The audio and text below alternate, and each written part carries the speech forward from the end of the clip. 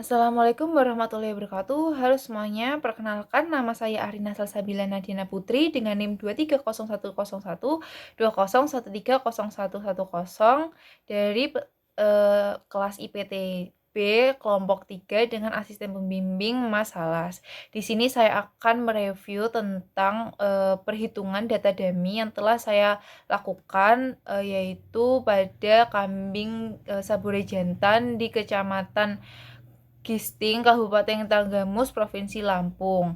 Berikut adalah videonya. Pembahasan pertama yaitu mengenai data dummy. Data dummy yang saya ambil yaitu berasal dari jurnal mengenai kambing saburai jantan yang berada di Kecamatan Gisting, Kabupaten Tanggamus, Provinsi Lampung.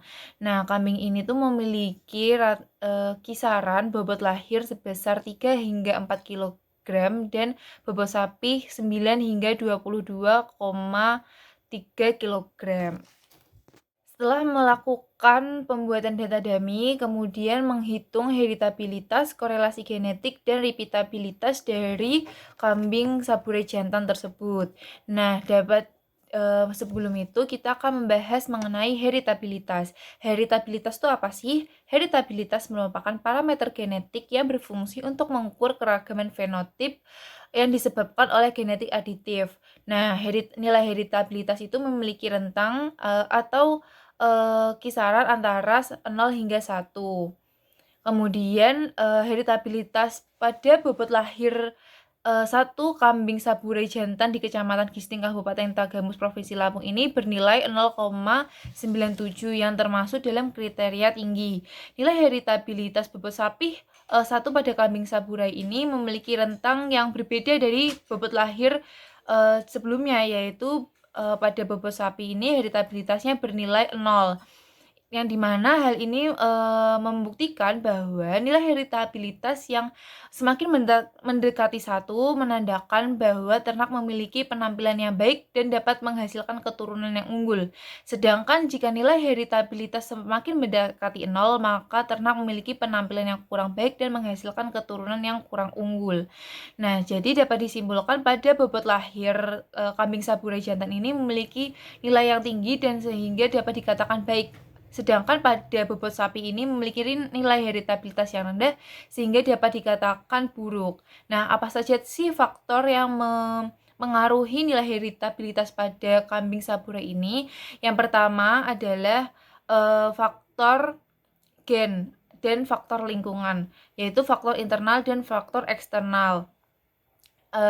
Bahwa nilai dugaan heritabilitas dominan dipengaruhi oleh faktor genetik dibandingkan dengan faktor lainnya, yaitu faktor lingkungan, sehingga dapat disimpulkan bahwa faktor yang sangat berpengaruh dalam nilai heritabilitas ini yaitu faktor genetik. Kemudian pembahasan yang kedua yaitu mengenai korelasi genetik pada kambing saburai jantan Kecamatan Gisting, Kabupaten Tanggamus, Provinsi Lampung.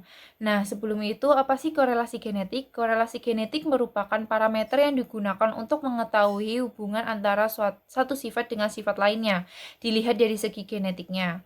Nah, dari korelasi genetik ini juga memiliki rentang nilai yaitu min 1 hingga 1.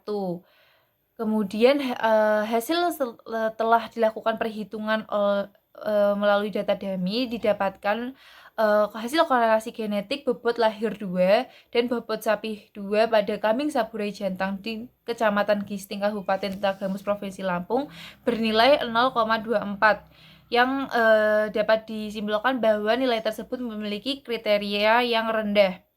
Nah, faktor apa saja sih yang memengaruhi nilai korelasi genetik dari kambing saburai?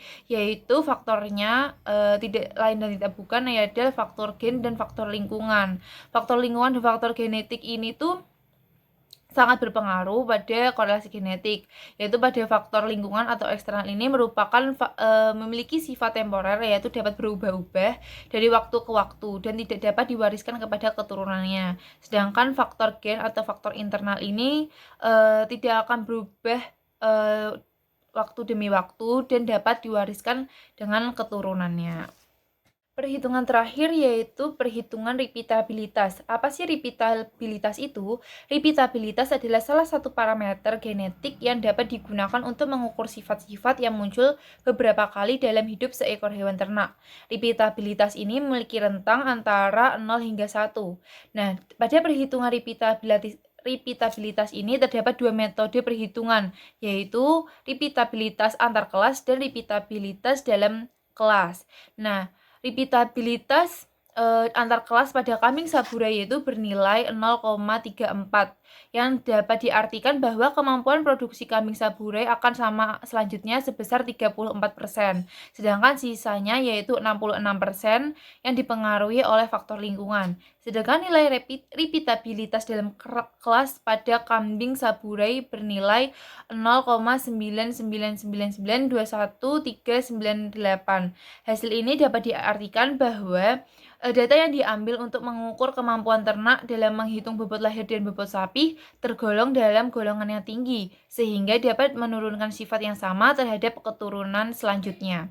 Nilai repeatabilitas yang semakin mendekati 1, maka dapat diartikan bahwa semakin besar peluang untuk mengulang keturunannya. Sedangkan apabila nilai repeatabilitas semakin mendekati 0, maka keturunannya itu tidak besar peluangnya untuk pengulangan keturunan. Nah, faktor apa saja sih yang memengaruhi nilai repeatabilitas? Yaitu adanya faktor genetik, faktor epistatis, dan faktor lingkungan. Nah, setelah kita mempelajari heritabilitas, korelasi genetik, dan repeatabilitas pada praktikum ilmu pemulihan ternak ini, apa saja sih manfaat setelah kita mempelajari hal tersebut? Manfaat yang pertama yaitu kita dapat menghitung heritabilitas, korelasi genetik, repeatabilitas antar kelas, dan repeatabilitas dalam kelas, sehingga kita paham akan perhitungan ketiga hal tersebut.